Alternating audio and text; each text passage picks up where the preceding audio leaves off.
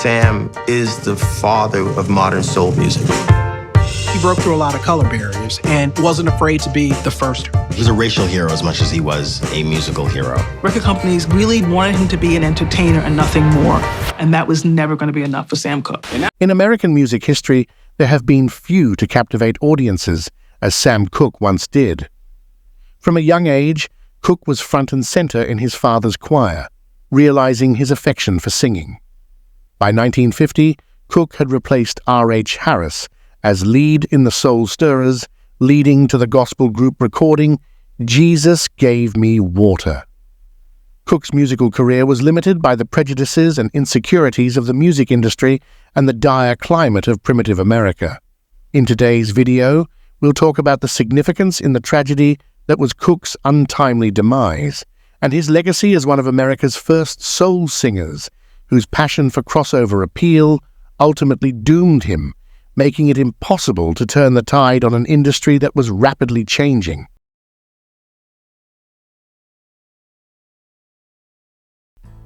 Growing up, Cooke's fascination with singing was unparalleled, which is why his interests were tied to his dad's church.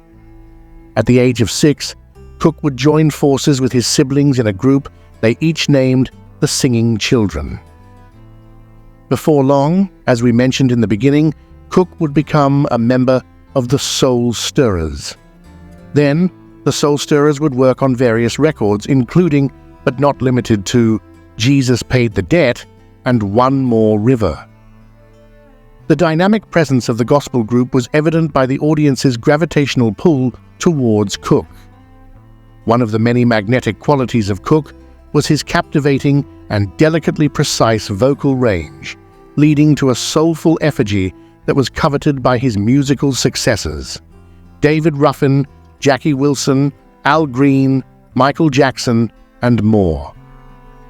Cooke used his charms to deliver many seductively confident performances, making him increasingly popular with young women.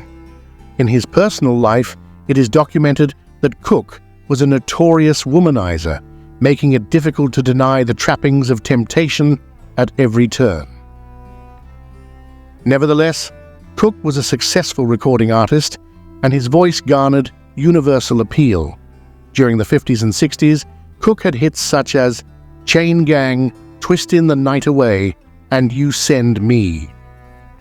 However, the head of Specialty Records, where the Soul Stirrers were signed, was unhappy with Cooke's choice to record secular music. Because of that, Cooke decided to leave the label after an argument ensued.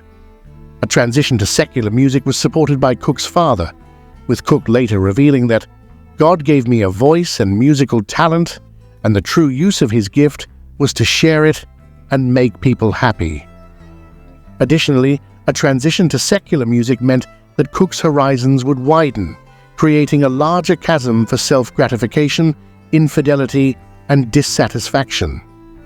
Ultimately, Sam Cooke wanted to cross over because he'd felt that his talent and popularity was sizable enough to do so. Cooke's death has been the largest subject of unsubstantiated conspiracy theories and tiresome speculations. Cooke found himself, like so many other black artists before him, having to balance carefully his desires for large sales and the mainstream recognition that his talent deserved, with the need to stay connected to the intimate public out of which his art grew. Barry Shank, 2016 Slate. It is because of this that Cooke struggled to find his footing in the music industry on behalf of racial inequity and the perception from the public that went against Cooke's desire for larger fame. Faced with the undeniable evidence that their music crossed the color line, and that some whites were determined to maintain racial privilege in the face of this shared experience of musical pleasure, Cooke had to confront the fact that shared musical taste did not lead directly to shared values. Barry Shank, 2016 Slate. Although Cooke was talented and able to garner the interest of a racially divided nation, this did not change the minds of his listeners. Because of this, Cooke realized how divided American music truly was. After some time, this would prompt Cooke to record a change is gonna come, ushering in a hopeful but imperfect view of America's glaring tensions. Music talent did not help Cooke in his endeavors to be respected by music consumers. The sheer audacity of a man to believe he was greater than ordained statutes inadvertently caused death. Although Cooke was talented and able to garner the interest of a racially divided nation, this did not change the minds of his listeners. Music talent did not help Cooke in his endeavors to be respected by music consumers.